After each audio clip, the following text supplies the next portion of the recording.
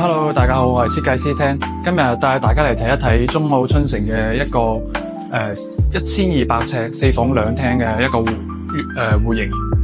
我哋睇一睇呢個成個空間咧，我哋主要都係用咗一個極簡嘅歐式設計嘅。咁用咗呢個大量嘅深色嘅護牆板啦，再加呢個實木線條同埋呢啲淺色嘅塗料同埋實木線條去做一個顏色嘅衝擊。我哋睇一睇我哋天花，天花呢個位置咧，我哋都係做咗一個簡單嘅弧形天花，配合一個實木線條，再加雕花，再配合埋呢張水晶燈，去營造呢個歐式嘅效果。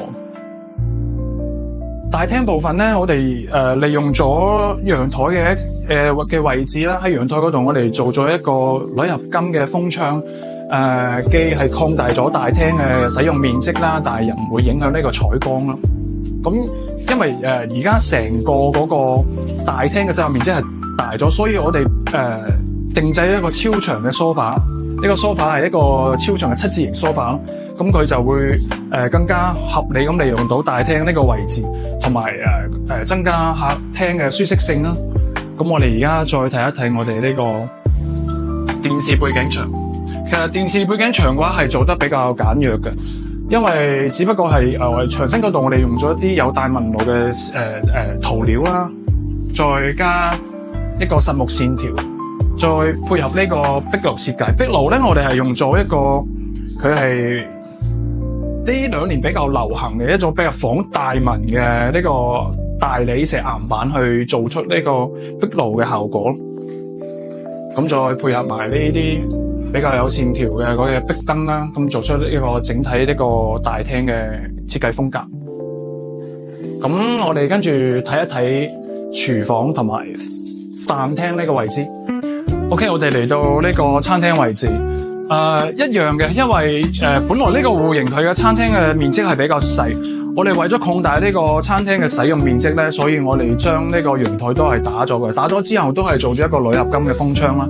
但係呢個鋁合金風窗都係主要係一個唔好影響採光嘅情況下，可以令到呢個空間更加大、更加實用。我哋偷咗少少位置喺飯廳嘅呢個位置咧，做咗一排餐廳櫃啦。餐廳櫃咧，佢係有層架啦，有呢個玻璃櫃啦，係會有結構嘅組合啦。呢個位置我覺得係比較好嘅，因為你可以做咗陳列嘅作用之外咧，仲可以有一個收納嘅功能，所以我覺得呢個設計係比較實用啦。咁呢個位置我哋再睇一睇廚房。廚房我哋喺呢個位置入咗去，我哋廚房嗰度牆身運用咗好多大紋嘅仿大理石岩板，呢個係有少少回應翻嗰個大廳嗰邊嗰個設計嘅。咁因為廚房嘅空間係唔係咁大，所以我哋都係會做滿所有嘅地櫃啊，同埋呢個吊櫃啊。咁可能大家會有個疑問，咁點解廚房裏邊會冇冰箱咧？冇錯，我哋就做咗一個好特別嘅設計。我哋喺呢個餐邊櫃嗰度咧，我哋做咗一個暗藏式嘅冰箱嘅櫃。雖然你睇上去我哋用咗一個歐式門板啦，其實我哋打開佢嘅時候咧，冰箱就喺呢個位置。咁我覺得呢個設計係非常之好啊，因為可以便利到呢個廚房嘅使用之外，仲可以喺客廳啊同埋飯廳嘅情況下都可以好方便咁樣去使用到冰箱呢個功能，但係唔會影響成個設計效果咯。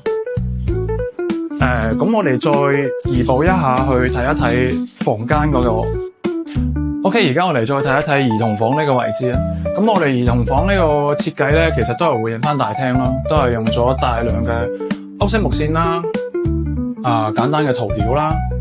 天花我哋都係用實木線條再加雕花去做呢個歐式設計。咁牆身用咗咧比較 colourful 啲嘅牆紙啦，同埋做咗一啲假窗，去營造呢個比較夢幻少少嘅兒童房嘅一個氛圍啦。OK， 我哋再睇一睇書房位置。呢個位置本來咧係一個房間，但我哋將佢打通咗之後做咗一個簡單嘅門套啦。咁咁就做一個開放式嘅書房嘅設計嘅。咁因為呢個考慮呢個採光問題啦，呢個窗口我哋係保留呢個採光嘅作用啦。咁喺呢個位置咧，我哋配合咗一張實木嘅台面，再加水晶腳嘅一個設計嘅一個台嘅。咁我哋後面係做咗一個比較我覺得比較特別嘅一個設計咯。呢個設計就係一個係歐式嘅板實木線條，配合呢個金色嘅比較重色嘅一個不鏽鋼板嘅設計。呢個層架出嚟嘅效果係非常之高檔。而天花咧，我哋都係用翻一個比較弧形少少啦，加埋呢個吊燈啦，做出嚟呢個效果咯。大家睇到呢個就係主人房嘅衣帽間位置。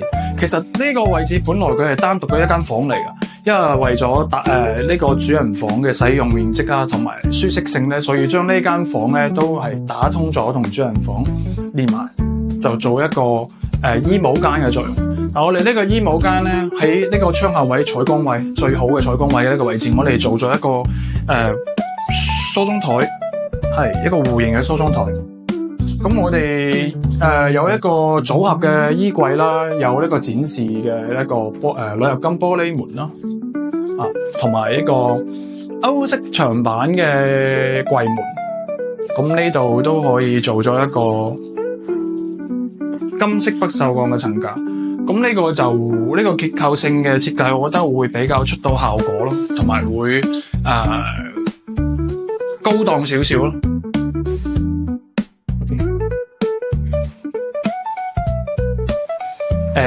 主人房衛生間，我哋呢度做咗一個比較深色嘅牆磚嘅，深色嘅牆磚同一個淺色嘅大紋嘅大理石仿大理石嘅岩板去做一個色調嘅對比咯。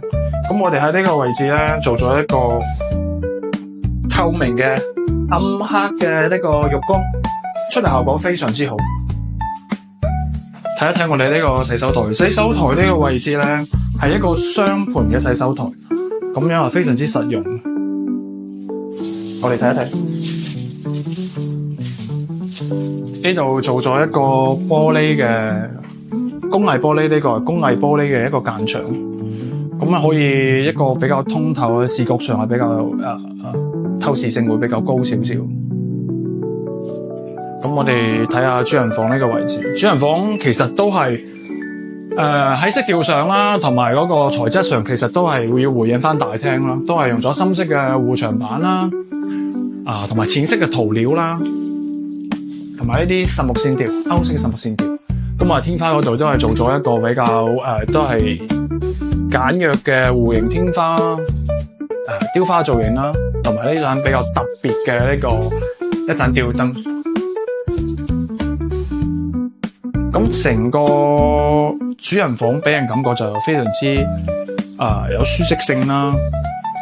仲有呢個位置就係我哋喺呢個飄窗個位置，我哋做咗一個軟包。呢個軟包嘅話，我覺得係非常之實用，因為佢係可以喺上面坐啊，或者係休息啊，或者咩都可以嘅呢個。加上我哋將呢個飄窗位啊，下邊嗰度全部都係做咗一個櫃嘅，咁方便收納物用啦。咁既美觀又係非常之實用嘅一個設計。